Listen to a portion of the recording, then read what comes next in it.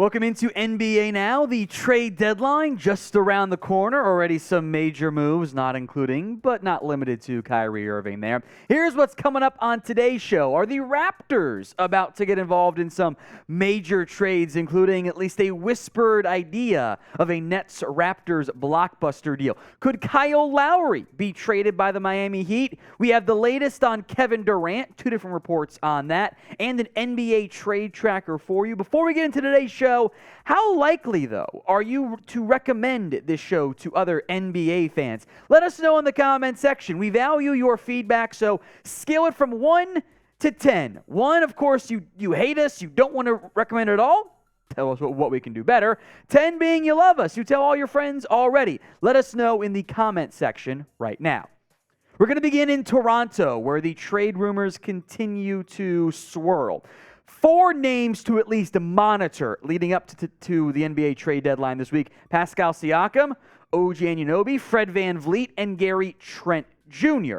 We won't go too much in depth on Gary Trent. We will begin, though, with the big name of this group, Pascal Siakam. Teams, including the Brooklyn Nets, have interest in adding the talented young wing forward because, of course, they are. He's awesome at basketball. He's only 28 years old. He's still in his prime and would be a big get for any team trying to make a blockbuster move. What could be a potential problem, though, is that even though the Raptors they're probably going to keep him, but they'll listen to offers. That's what good NBA teams do. Any potential offer could be brought down by the very real possibility, as we'll get into later on in today's show, that this offseason, Kevin Durant is available. And that means teams might not move on from their own potential treasure trove of assets to get Siakam because they want a chance at KD.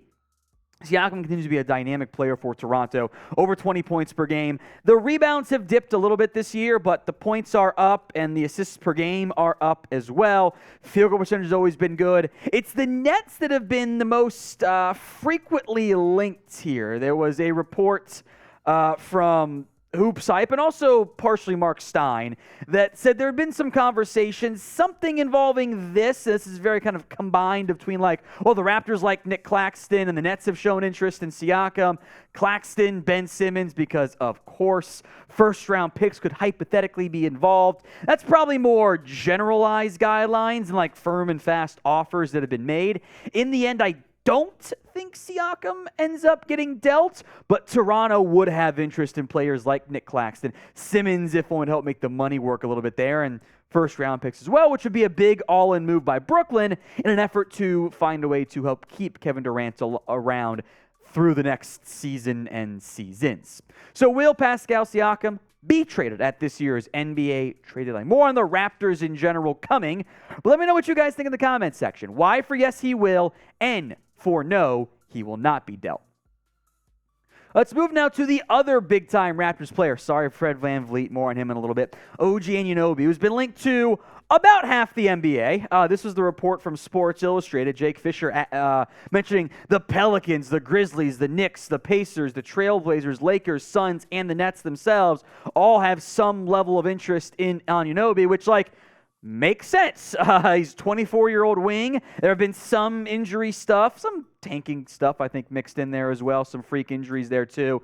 Anunoby, 16.9 points a game, he's 24 years old. It's not a surprise that so many teams have interest in him because, he's young and talented. So I don't know how much interest there would really, or how likely the deal really is, but varying levels of team talent right there. But at his age, you can add him, and he can be a key part of your core. The other name to monitor, the big one, is Fred VanVleet, who he's averaging almost 20 points per game this year. He's been very good for the Toronto Raptors. The Nets, among other teams, have also been linked in there. The Lakers, the Magic, the Timberwolves, the Clippers and Suns have been linked there as well. There was another report here from Mark Stein that the Nets had kind of dabbled with, we could send Spencer Dinwiddie, who they got from the Mavs as part of the Kyrie Irving trade, and some draft picks over to Toronto. Unsure if that was part of the attempted third team to get involved in the Kyrie Irving trade, but VanVleet's got a real shot of being moved as Toronto at least appears willing to sell. So we will keep a close eye on Toronto at this year's NBA trade deadline. They could make or break the drama outside of like a Kevin Durant trade, which again, we'll get to here in a little bit for this year's deadline. Today's edition of NBA Now is sponsored by Athletic Greens. I take AG1 by Athletic Greens literally every day. Get comprehensive and convenient daily nutrition at athleticgreens.com/chatsports. I gave AG1 a try because I wanted better gut health, and I want a supplement that actually tastes great. I take AG1 in the morning, and it makes me feel prepared to take on my day. Once I got my kid, baby Olivia, set up with her breakfast, I make my AG1. I don't feel the need for caffeine in the morning anymore, and I feel energized throughout the day. Plus, AG1 empowers the gut for whole body health. Covering my nutritional base of the day literally couldn't be any easier, which is why I trust Athletic Greens. I mix 1 small scoop of AG1 with water and drink it first thing each morning. Done just like that. I also like that it costs less than $3 a day, which is a pretty good deal if you ask me. It's a really effective daily habit with the highest quality sourced ingredients. It's a win-win. If a comprehensive solution is what you need from your supplement routine, then Athletic Greens is giving you a free 1-year supply of vitamin D and 5 free travel packs with your first purchase. So go to athleticgreens.com/chatsports. That's athleticgreens.com/chatsports. Check it out, folks. The link for that, athleticgreens.com/chatsports, is in the comments section and the description of today's video. Make sure you're taking care of your own body there with Athletic Greens. I'm a big fan. Check them out today, athleticgreens.com/chatsports. Let's move now to Kyle Lowry. The Heat are allegedly open to trading away Lowry, which I'm not that surprised by. His value has really plummeted due to his increasing age, the injuries he's battled, and frankly, a decline in play. Oh, by the way, he's owed almost $30 million next year.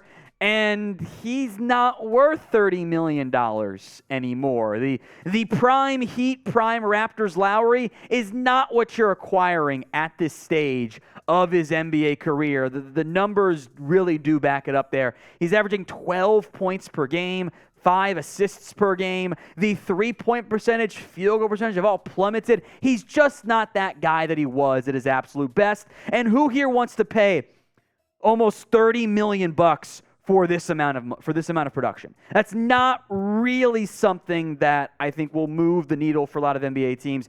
Maybe a team gets aggressive and desperate. Got my eye on the Lakers from that standpoint, given the previous interest in Lowry. But at this point, he's just not that guy anymore. All right, name a player who you think gets traded at this year's NBA trade deadline. Head down to the comment section. Drop that player or players if you're an overachiever. Let me know who you think gets dealt this year. While you're down there, make sure you guys are subscribed. We will be live for the NBA trade deadline. Me and my boy Will Scott, maybe some surprise cameos from others here, breaking down all the rumors as they happen, all the trades as they happen. It's always a blast for our NBA trade deadline coverage. Hope you join us, youtube.com/@chatsports. Hit that subscribe button for free. We got free live NBA trade deadline coverage for you guys this year right here on Chat Sports. There will be plenty of, I'm sure, live questions and comments, super chats, etc., about Kevin Durant and whether or not he will end up being moved.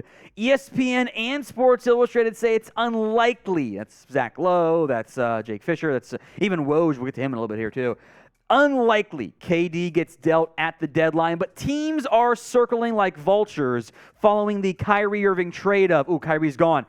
KD, you next? You next? Of course, Durant requested the trade last offseason, did not happen, came back, and here's what I think Zach Lowe sums up oh so well on the Durant saga. It just feels like the inevitable end of this is that he asks for a trade a second time. I don't know how likely that is or when it would happen. Around the league, I think there would be some surprise, even within the Nets, if it happened in the next 4 days. Because that's an avalanche of stuff happening in a very short amount of time that all the league needs to prepare for if it becomes a thing. Lowe makes a great point. A Durant trade request would be an absolute bombshell of one with days to go until the trade deadline. Here's what Woj reported not that long ago, as we sit here filming this. In the aftermath of the Kyrie Irving trade, the Brooklyn Nets and Kevin Durant are having ongoing conversations on the direction of the franchise, but The organization has thus far told inquiring teams that they're not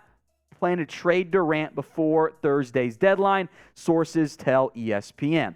I don't think it would surprise anyone if Durant is, come this time next year, no longer a member of the Brooklyn Nets. But come a week from now, I think it would be a bit of a surprise if Durant is moved because the timing is very complicated. There'd be a massive amount of interest in Durant because he's still KD. He's still averaging almost 30 points per game, and I know it's very frustrating for Durant to